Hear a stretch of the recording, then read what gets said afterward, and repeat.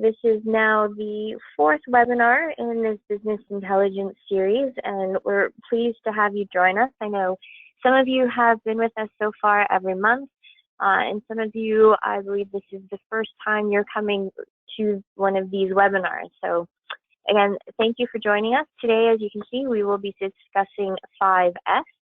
And for those of you that aren't too familiar with EZSigma, we have been around since 2000.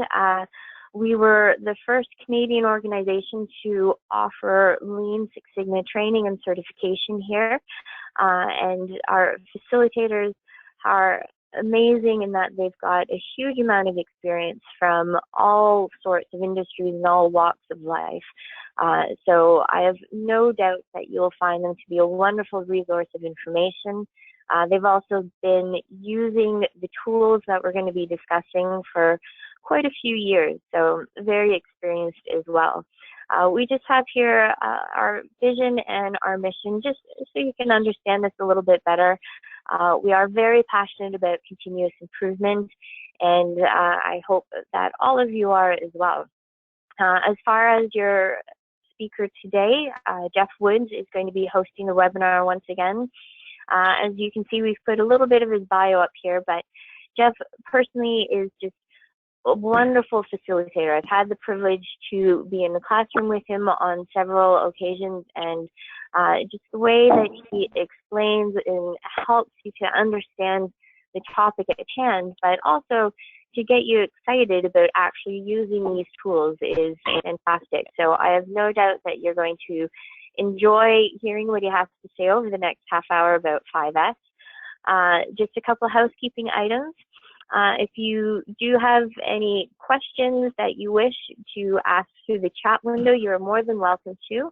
However, while Jeff is speaking, we do ask that you just mute your phones or your computers just so that there isn't any background noise coming in and distracting. However, please do remember to unmute yourself. If you do have a question, I've made the mistake myself of not doing that and nobody hearing me speak. So once again, if you have any questions following this webinar, you are more than welcome to reach out to us at any time, and we're happy to share some information or help you out if you are leading or being part of a 5S event. So Jeff, I'm going to hand it over to you. Fantastic. Thank you, Liz. Again, this is Jeff Woods here, and today's topic is 5S or 6S events and how it relates to workplace organization. And really, kind of how do we make sure that when we're going through and working through the day that we're spending our time getting the work done, not searching for things, wondering what's next, going through things, etc. So the whole idea is kind of going back to the idea of kind of what's getting in the way of doing the work is we want to look and have access and have the next thing in front of us at all times. So if we think about it, 5S or 6S are important lean events. The principle identifying, eliminating waste. We think the terms 5S or 6S came from the Japanese terms of Siri, Seton, Sisu, Sekitsu, and Shitsuki.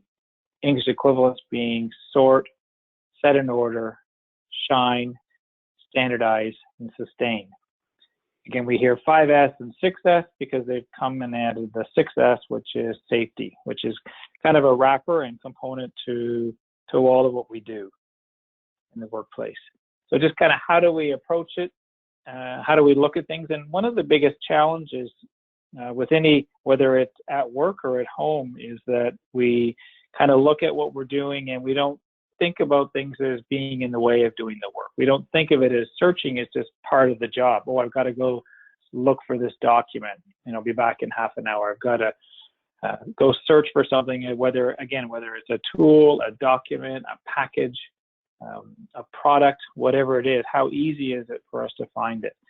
And the other component to that is it's not only for physical things, but it's also virtual things. So if we're searching for a document in our intranet site, you know, there's a lot of our world today lives in the virtual world, and we need to have that as organized as everything else.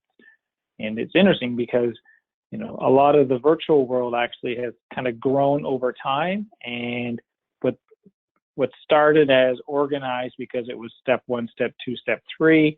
Now we have subdirectories. We have things all over the place. Potentially our company intranet has become this huge, massive thing that we're always trying to find things.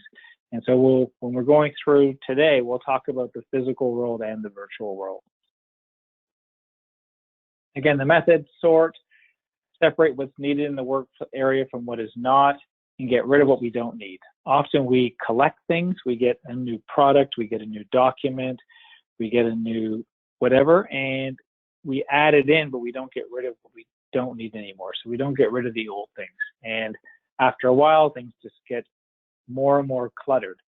Because if you think about it in the home, where we go season to season, particularly in Canada, and we were talking about the weather earlier, where we bring out the winter boots in the winter, then we've got our spring, time for our golf shoes, summer, we've got our running shoes, and everything, all of a sudden you look in your hall closet and everything's cluttered and full because we haven't taken out what we don't need, whether it might be something that we don't need anymore because it's a worn out or a size we don't wear anymore, or it could be that this isn't the time of year that we need it and it should be in storage someplace else. So sort, set an order, organize what remains in the order that is required. Again, not only that we know where it is, but we have things structured in such a way that, going back to the 8 lenses or the 8 ways of how we look at things, look at processes, that we're not, having challenges with going long distances to find things or to get things. So we have things structured so that they're where we need them, when we need them. Shine really looks at making sure that we keep things clean and inspected and organized all the time. And that really kind of ties back when we talk about culture, because it's one thing to get things in place, it's another thing to keep them that way. And so culturally, we need to look at, once we have it in the right state, maintaining it. We'll talk later about audits and how we do that. But if you think back to, example would be the TTC or the Toronto subway, and reflecting back 20 years ago, they had a lot of challenges. There was garbage everywhere, and people would just throw things on the floor of the subway, on the floor of the trains. And what would happen is that because it's cluttered, because there's garbage already there, the next passenger doesn't think about anything other than, well, I'll just throw mine down there. And so they spent a lot of time with people running around always cleaning. And then they realized, well, actually, if we can get it that it's perfectly clean to begin with, then someone's not going to throw that first wrapper on the ground or that first paper on the ground. And so if we get things in the right place, then we change that culture so that people keep it the way it's supposed to be. And then they'll begin to expect, and we should all expect, that we can find what we need when we need it, so that we can use whether it's a tool, document, whatever, whenever we need it. So that's going through and shining, standardize, make sure that we standardize how we go through it, we standardize how we make it work, and then we sustain it. We sustain it through our audits, visual cues, make it easy to maintain it. And that's, again, a key component is we often will clean up the area, but that if we don't have good visual management or easy instructions, or everybody's aware of where things go and how things are supposed to be put away, then it's just going to go back to the old way. So you have to make sure that it's easy and it's structured to go forward. Of course, with any tool, there's a flow chart when we look at it. And again, what this really talks about is be predictive and be sort of thoughtful about your approach. So, decide if we're going to look at an area, select the area or select the opportunity, who needs to be involved if we're going to actually go and purposely look at improving the area. And when you're selecting that team, you really want to be selecting the people that work in that area, the people who use the documents, use the material, use that workspace, because they're the ones that know kind of what's needed, what isn't needed, what's redundant, what's in the way, what the normal flow of the day is. So once you have the people, plan and schedule the event. Again, one of the shortcomings sometimes is that people underestimate the time or effort to go into it, and they'll just sort of say, hey, let's meet at noon and do this. Whereas you want to make sure you're giving yourself the appropriate amount of time to go through and be thoughtful through the whole process. And again, some of these can be very small. You're organizing a cupboard to you're organizing a huge plant or facility or office tower. So think about the size and then relate the amount of time you're going to need. So once you have it organized, scan and audit. And really what that's talking about is going through the 5S, 6S concept, right? Sort, do I need the item? If I don't need it, does it have value? If no, then how could we dispose of it? If it does, where can we put it, decide what we're going to do with it? If it has other uses, then give it to the people who need it. If it doesn't, then does it have value? Can we sell it or dispose of it again?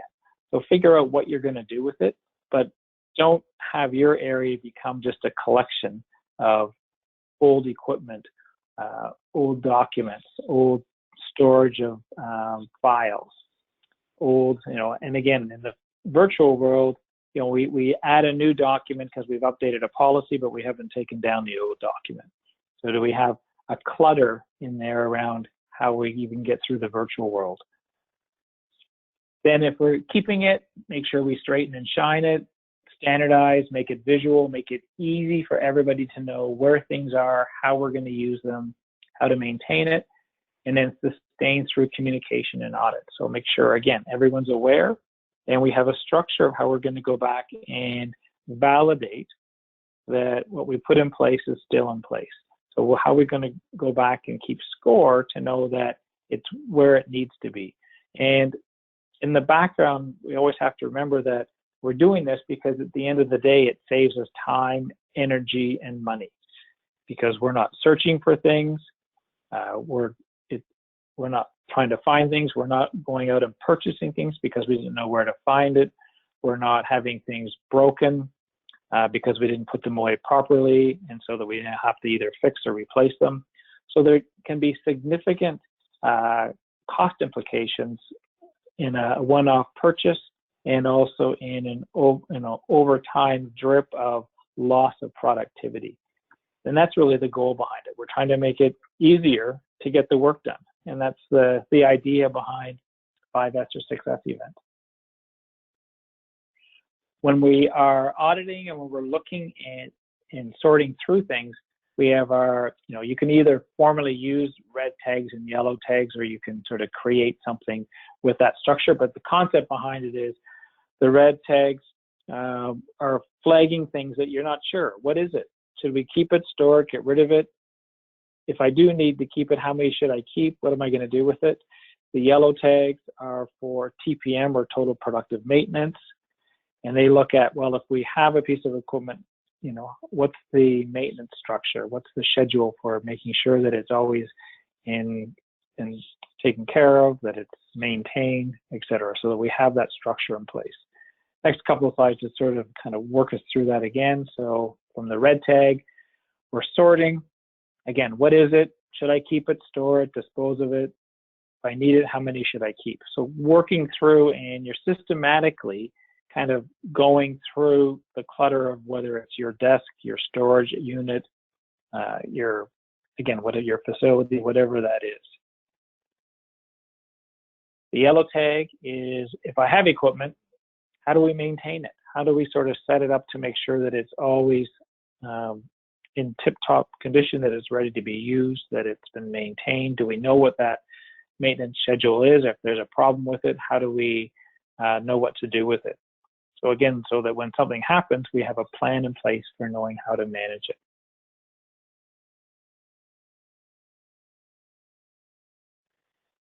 Standardize.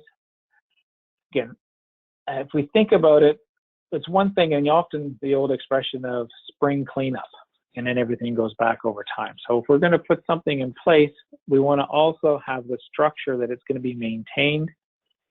So thinking about your own personal world, whether it's in this case, your basement, kitchen, garage, home office, whatever, kind of what does it look like if we clean it up? What's the structure around how we maintain it to keep it that way? And it's often if we start to think about our own world, we go to do a job at home. Now we're searching to find, might be that we need to fix a door, but because we don't have good work instructions to tell us what the job is, we have to go and inspect the job to find out, well, what's wrong with it? Then we have to go back and get the tools that we need. And then we're searching for the tools. Where's my hammer? Where's my drill? Where did I use it last time? I can't find something, then I go and buy additional. Let's say I need some glue, so then I can't find the glue, so I go out to Canadian Tire, buy some more, come back, use it, go to put it away, and now I'm putting it beside the other 4 containers of glue that I have. So that often if we're not organized, then we're overbuying. We didn't realize that we had some, so we buy new. We definitely aren't working on a good inventory flow system where we have kind of first in, first out, so that we have things that expire. Think about what you find in the back of your fridge and you go, oh, didn't know I had one of these, and expires in 2017. Okay, gotta go.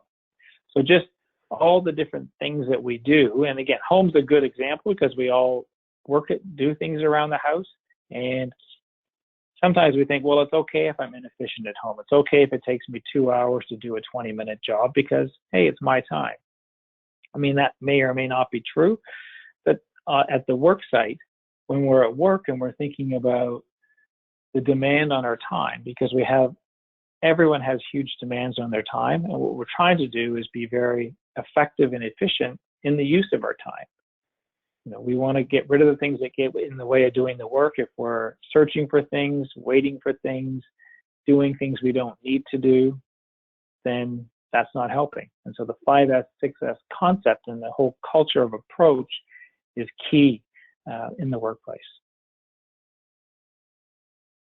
Again, when we're standardized, we want to stick. We want to make sure that whatever we put in place stays that way. So certain things to think about. Again, if we look here, have we standardized how we do it? Do we have good work instructions that make it easy to follow? Good visual tools to make it simple to know what goes where. In this case, what goes in bin 1 versus bin 2. And if anyone ever sorts out how to recycle appropriately at work, let me know, because it's very confusing. And I find every time I go into a different office or a different company, different rules, different ways of doing things, and you just kind of go, not sure where it goes. But you want to make sure that you've got it easy to follow. Just, when we think back to other tools like Kanban and pull methods, you want to make sure you've got great visual management and easy instructions to make it easy for our employees in our workplace to follow the instructions and do what they need to do.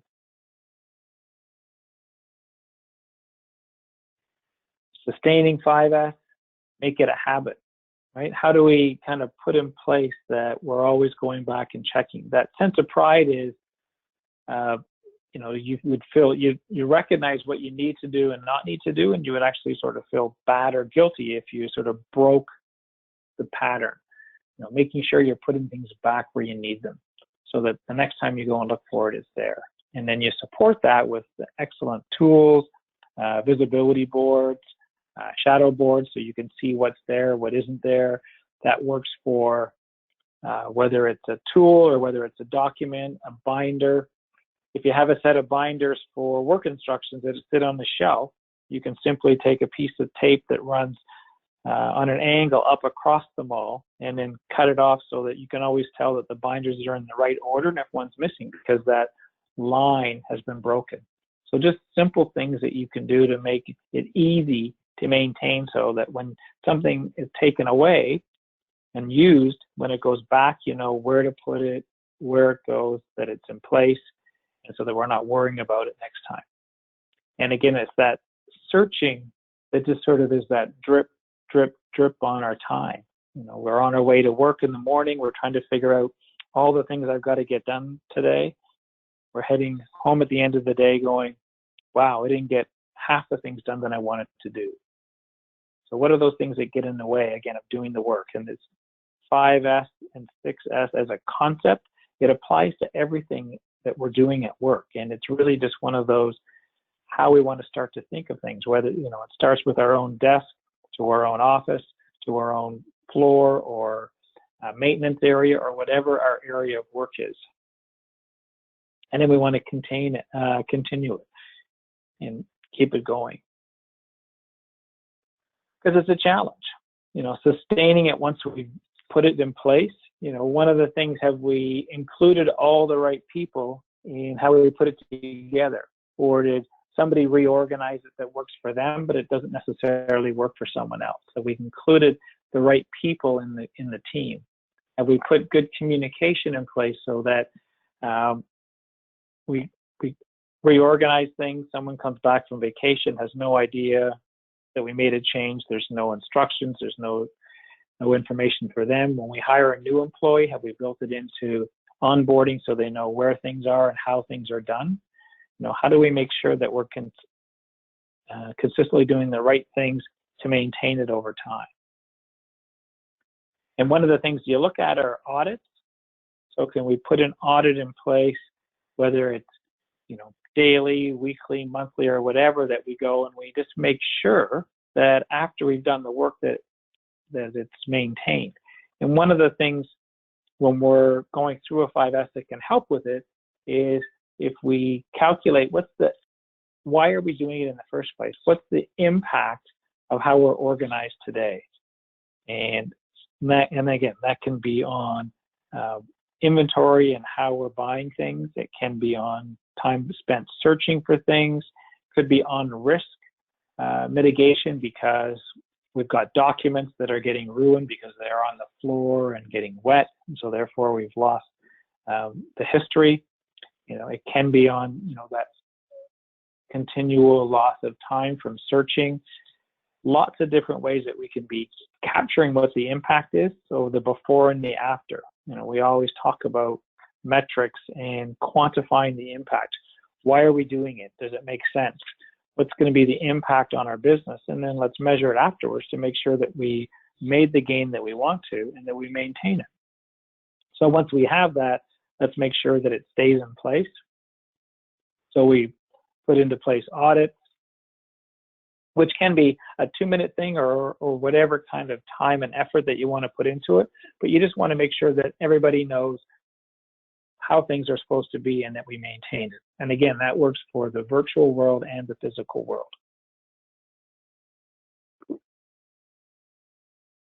The picture here is kind of a comprehensive audit form, going through and all the different things, and it would be customized to whatever area you're looking at. And what are the things that we're checking to make sure that they're in place? And then you can keep score. A nice way of doing it is to actually break up the audit by the different 5S events. And I'm just going to jump out of this PowerPoint and bring up those that have attended courses that we have. Often what we'll send out is our continuous improvement toolkit, the Excel document that has all of the various tools that we discuss in the training. And so it's going to break out here and jump over. We take a look here. This is one of the tabs around 5S and reporting.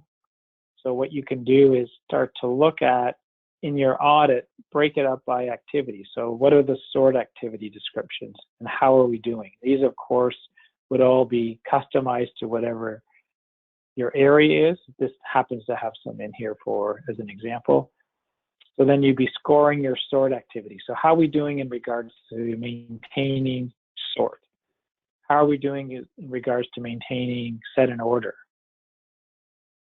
How are we doing in regards to shine activities?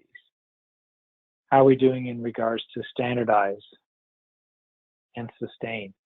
And so that by keeping it that way and structuring it that way, we can then report on it that way. And again, one of the nice things when we talk about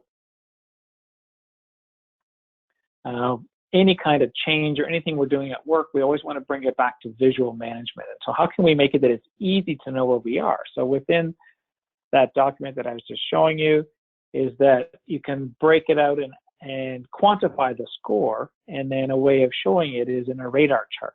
So quickly a picture can say, well, how are we doing?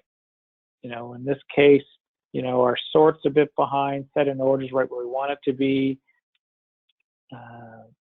Shine, we're a bit behind. So where are we in regards to our target versus where we are? And so sustain, we're behind. So where are we sitting in regards to how we're maintaining it? Because this does two things. It allows you to see quickly whether we're on track, and it also points to, well, which part of it seems to be the issue. So it can point us in the area that we need to work on. And that can be just a nice, easy way. It's just a matter of structuring it that creates that picture. And I've seen in a number of facilities where they'll just have that in their weekly one. They'll just have, here's last week's up on the wall, and then here's the action plan that we want to put in place for next week.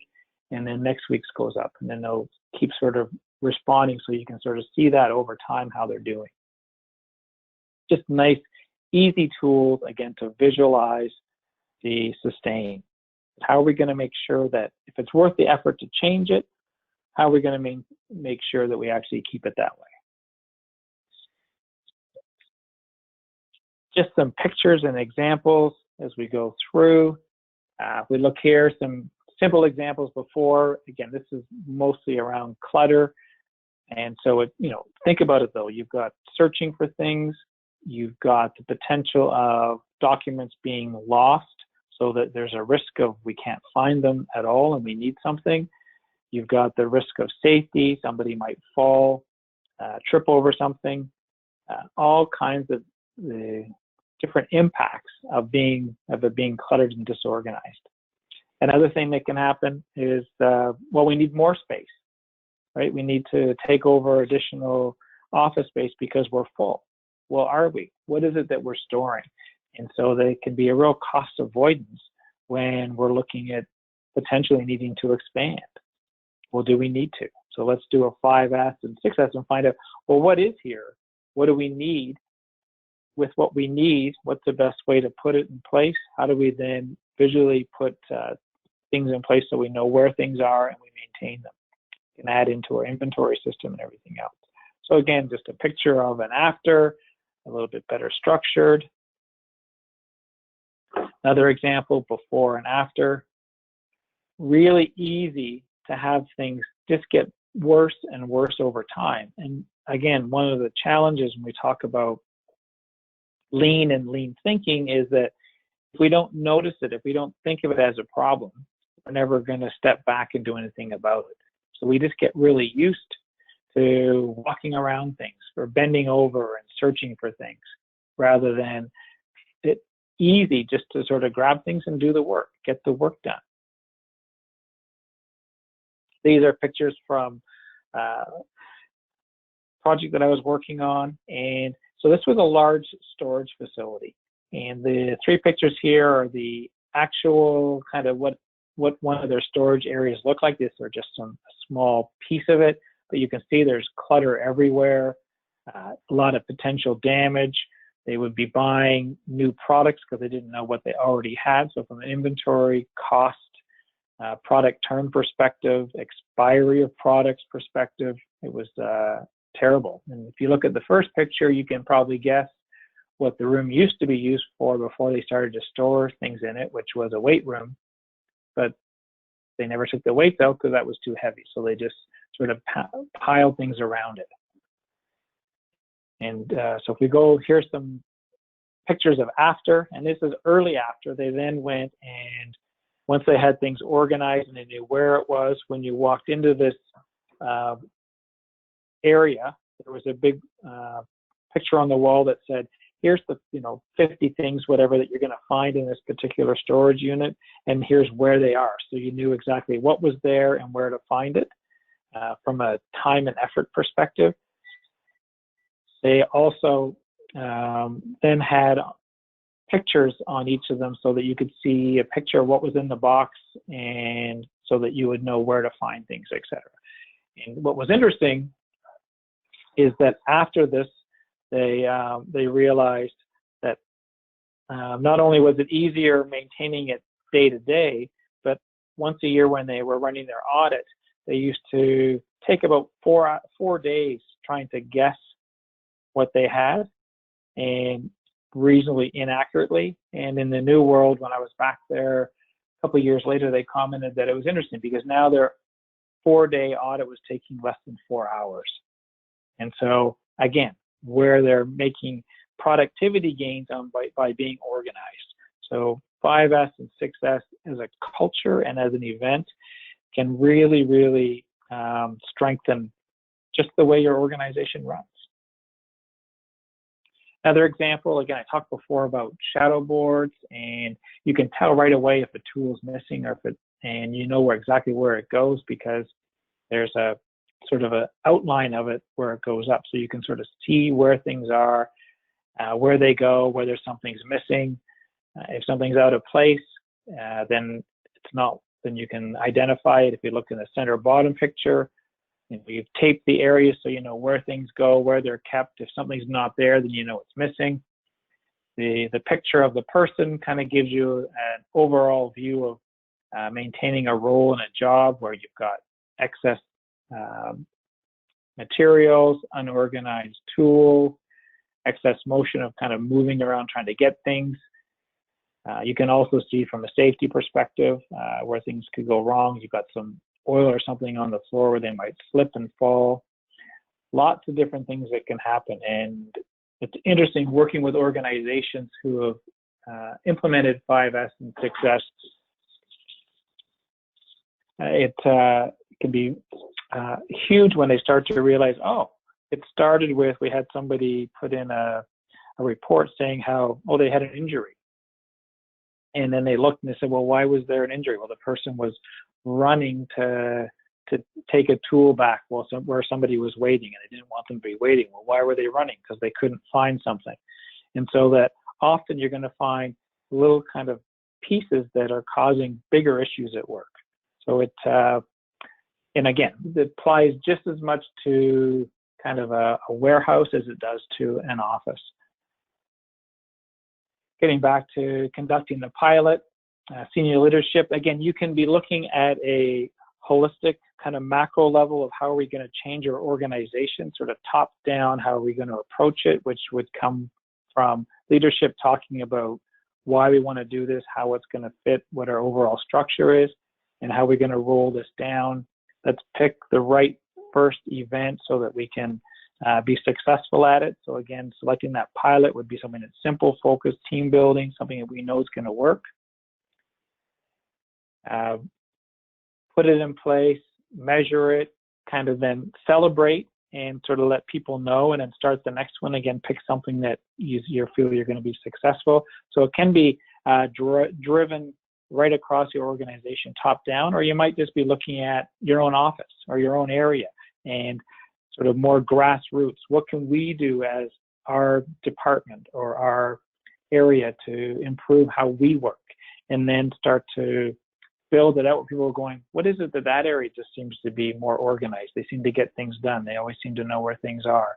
And then kind of have it more organically go through the organization. So sometimes they want to see it kind of, they might sort of start at the top and put it down through the organization, or have it organically come up the organization. So we go through kind of what we've been talking about, plan, execute, sustain. So that, that's something that we hear when we talk about any of the methodologies where it's an A3 or DMAIC, define, measure, analyze, improve, control. Whatever we're doing, doesn't matter whether it's a small project or a large project, we want to do it correctly. And so with a 5S event, whether it's a small one or a big one, plan, execute, and sustain. Again, make sure you have good communication, shared vision, responsibility, discipline. And what you're trying to really build is that everybody thinks it is as part of what they do. It's not that, oh, well, Bob's the 5S person. It's everybody in the organization. And so that's where that sort of cultural starts to flow in. And I love this quotation to sort of end it off. A visual workplace uses visual feedback to enable an environment to become self-ordering, self-explaining, self-regulating, and self-improving. So that it really is working to, the system keeps making us better and better rather than dragging us down because things just keep getting more and more disorganized as time goes on. So that's kind of our overview of this tool, talking about 5S, 6S events, methodology tool, or a way that we look at work. And kind of gonna want to hand it back to you, Liz, and then also if anybody has any questions before we get to this, really, we have Q&A later, but I guess if you go through this, Liz, and if everybody wants to think about if they have any questions today, and again, you don't have to, you can reach out, as Liz mentioned before, in the future. And also in regards to that, we'll assume that silence means no question. But Liz, back to you. Thank you, Jeff. And thank you once again, everyone, for joining us this afternoon. Just wanted to let you know, if you are interested in further information about tools such as 5S and 6S, we do have many options. We've got, for instance, open enrollment programs, which take place in Toronto and have an e-learning component. We do offer on-site coaching and training, as well as some e-learning programs. So if any of those are of interest to you, definitely feel free to reach out to us anytime.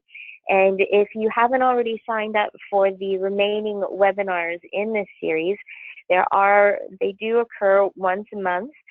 You can see the remaining webinars here on the screen. So send me a quick email or a note in the chat box if you would like to register for the remaining webinars.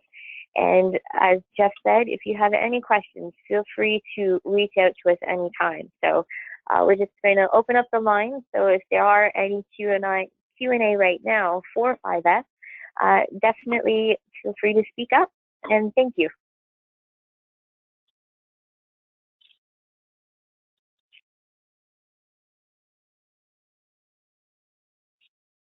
Well, we'll take silence for everybody's great for today. I really appreciate you taking the time from your busy day to spend the last hour or less with us. And again, we think this is a great opportunity just to sort of highlight the various tools that are within the methodologies of Lean and Six Sigma as we go through, and look forward to talking to everybody again soon. And from there, I'm going to sign off and hope everyone has an excellent day, whether it's sunny, snowing, raining, or whatever the weather's like wherever you are. And talk to you soon. Bye now.